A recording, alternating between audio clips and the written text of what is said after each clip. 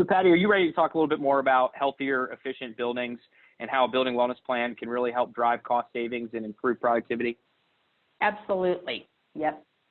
So let's jump in a little bit to this building wellness plan. And I was hoping that you could talk to us a little bit about, how you start this process. The very first step here is checking vital signs. Now, why don't you walk us through these 3 steps here as it relates to building wellness and performance? Well, sure. And a lot of this started with a conversation that Ryan and I had, and we were just saying that the steps to a better performing building are just really similar to the steps in our own personal health plan.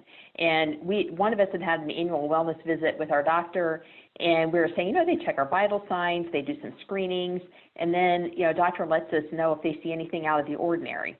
And then when they do, the doctor gives us a plan to improve, whether it's by diet or exercise, medication, or something else, but it's always tailored to our specific need. Whatever the data and the vital signs tell the doctor, they give us something that's very specific to us.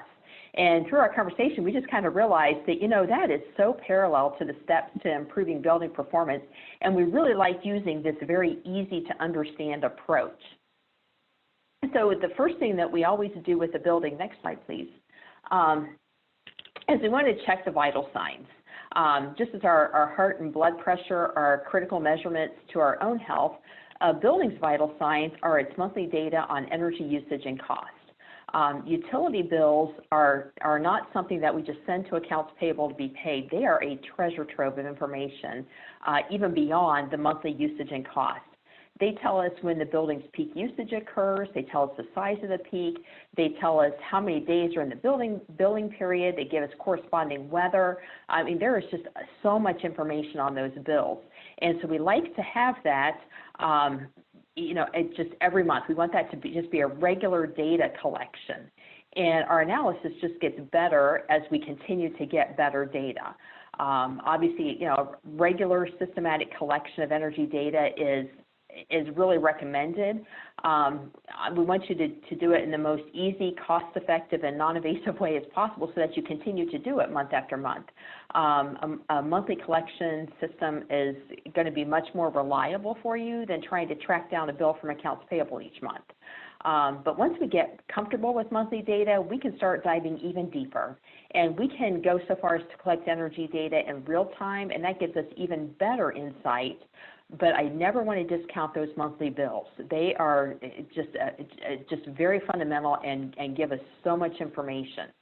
The other thing that's kind of interesting right now is that the data that we're getting during this stay-at-home period is going to tell us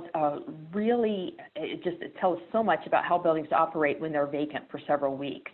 And the data for the monthly bill that you get very soon or probably just got is going to be really valuable, very insightful. In the context of that, it's going to be good information too. So I certainly want to encourage everyone to right now make some quick notes about how your building is performing or is operating right now. How many people are in it right now? What's your operating schedule? If you have a shutdown or you have a stay-at-home order, the start and the end dates of that. This one little blip of reduced usage is going to be very, very insightful. So again, just being able to marry that with all that monthly data and all of those other vital signs is going to be very, very useful. Yeah, I think it's going to provide a lot of insight, Patty, into what the opportunity really exists, right? We've never really been forced in a lot of cases to shut down ever, like the way that we have. And so, being able to see what's possible is going to, I think, open a lot of people's eyes as to what the potential may be by getting some of these things under control. And really, as you mentioned, those vital signs and the measurement of it all is the first place to start. And we often get asked at JadeTrack, well, where do you begin? You talk to a lot of customers that the first project they want to bite off is, renewable energy generation, but they couldn't tell you how much they spent or how much they used or how much any of that was. And so ultimately those vital signs are so important as the foundation of good decision-making going forward. And again, we encourage all of the projects that you want to do, renewables, upgrades in lighting, and those sorts of things. But without that good foundation and those good vital signs, you really don't have a baseline to understand where you started and where you think you can go. Absolutely. I think that just knowing where you stand is so fundamental. Yeah, and so I love to get some feedback from the audience again here. You know, I heard from a customer one time that they felt like the data collection aspect of their energy management program kind of felt like they'd have to sit down and do their taxes, right? And primarily that was because they had all of this information that they need to wrangle and didn't really have a good way to do that. So I'm really curious to hear from the audience today. Are you collecting your monthly utility bill information, and how are you collecting that information currently?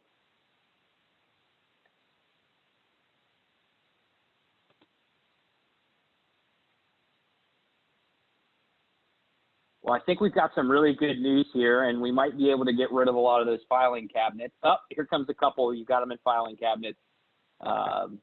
But what we're seeing here in the responses is kind of interesting. I think overwhelmingly, folks are using spreadsheets, and utility bills are in filing cabinets. They're not doing anything with them. And we have a handful, call it a quarter of the group here, that participated that said they're utilizing software to measure this today. So that's really great feedback. And again, a lot of this is, you know, based upon that good information. We love the quote from Deming, you know, that says that without the data, you're just another person with an opinion. Well, we all recognize that we have other things that we need to do in our jobs.